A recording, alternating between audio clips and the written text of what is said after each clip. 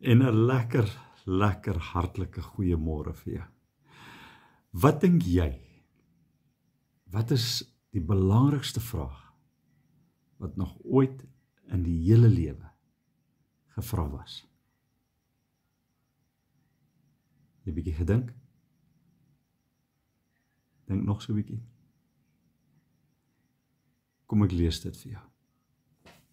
Matteus, hoofstuk 27, vers 22.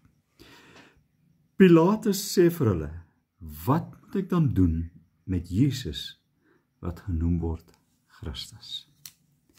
Tot vandag toe nog, die belangrikste vraag ooit gevra.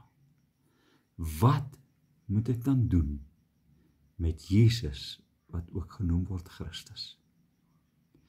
Wat gaan jy doen met Jesus wat ook genoem word Christus?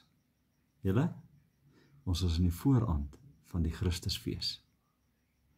Wat gaan jy vandag doen met Jesus wat ook Christus genoem word?